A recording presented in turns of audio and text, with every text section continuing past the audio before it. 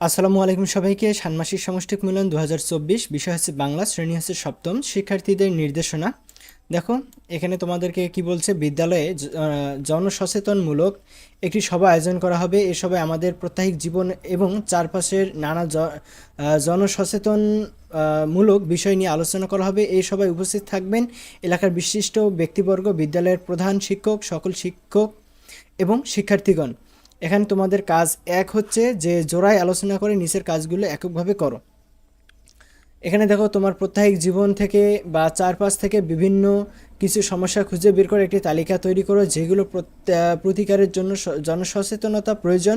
কিছু কিছু বিষয় খুঁজে বের করার পর বন্ধুদের সাথে আলোচনা করো এবং তার মতামত নিয়ে আরও কিছু বিষয়ে তোমার তালিকায় যুক্ত করতে পারো। কোন বিষয়গুলো তুমি খুঁজে পেয়েছো এবং আর কোনগুলো আলোচনার মাধ্যমে উঠে এসেছে তা উল্লেখ করতে হবে।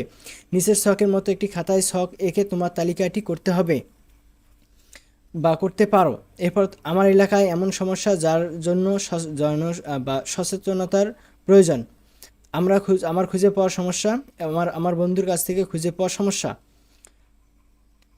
এরপর কাজ নাম্বার খ, যে এবার তালিকা থেকে দুটি বিষয় বাছাই করো। বিষয় দুটি এমন হবে যা সকলের জন্য প্রয়োজনীয় বলে তুমি মনে করছো।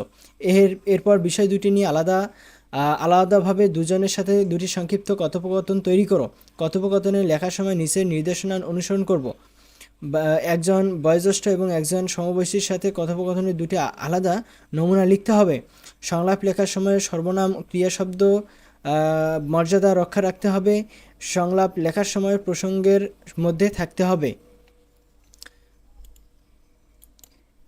প্রিয় বন্ধুরা, তোমাদেরকে বলে রাখি, তোমরা যদি এই চ্যানেলে নতুন হও তাহলে অবশ্যই চ্যানেলটি সাবস্ক্রাইব করবে, কারণ এই প্রশ্নের পরে আমরা তোমাদেরকে প্রশ্নের সমাধানের ভিডিও আপলোড দেব। আর তোমরা ভিডিওতে ডেসক্রিপশনে থাকা যে লিঙ্কটি রয়েছে সেখানে ক্লিক করে এই প্রশ্নটি তোমরা ডাউনলোড করে তোমাদের ফোনে সেভ করে রাখতে পারবে এবং সেখান থেকে খুব সুন্দরভাবে তোমরা পড়তে পারবে। তাই অবশ্যই তোমরা লিঙ্কটিতে ক্লিক করে পেজটি ফলো দিয়ে আমাদের সঙ্গেই থাকবে। দেখো, এখানে তোমাদের কাজ নম্বর গ, তোমার লেখা থেকে দুটি শব্দ বাছাই করো। শব্দ দুটি একটি করে মুখ্য অর্থ, একটি করে গৌণ অর্থ লেখো। মূল শব্দ হচ্ছে এখানে এবং মুখ্য অর্থ এবং গৌণ অর্থ এখানে তোমাদের লিখতে হবে। এরপর ঘ নাম্বার হচ্ছে, এরপর তোমার লেখা অনুচ্ছেদের যে কোনো তিনটি শব্দের প্রতিশব্দ লেখো। তারপর প্রতিশব্দ ব্যবহার করে বাক্যগুলো আবার লেখো। এরপর তোমাদের কাজ নাম্বার 3, আসন্ন জনসচেতনতামূলক সবার জন্য তোমার বাছাই করা ঘটনা বিষয়টির সাথে সম্পর্কিত করে banner, festoon, poster, placard, billboard, notice, leaflet, মোড়কের লেখা বিজ্ঞাপন কিংবা আমন্ত্রণপত্রের মধ্যে থেকে যে কোনো দুটি নমুনা লেখা তৈরি করো।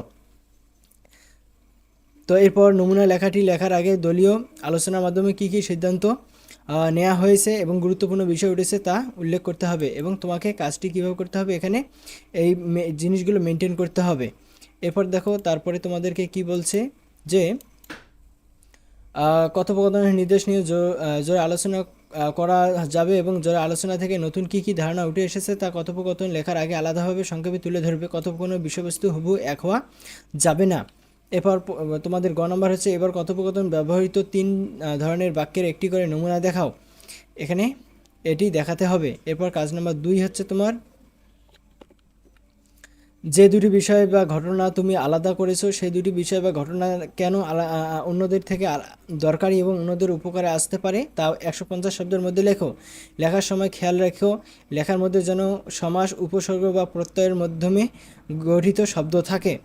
এরপর তোমার খ নম্বর হচ্ছে যে, তোমার লেখা থেকে সমাস, উপসর্গ বা প্রত্যয়ের মাধ্যমে সঠিক শব্দ আলাদা করো। সব মিলিয়ে 5টি শব্দ বাছাই করো। নিচের ছকের অনুরূপ ছক এঁকে খাতায় কাজটি করো।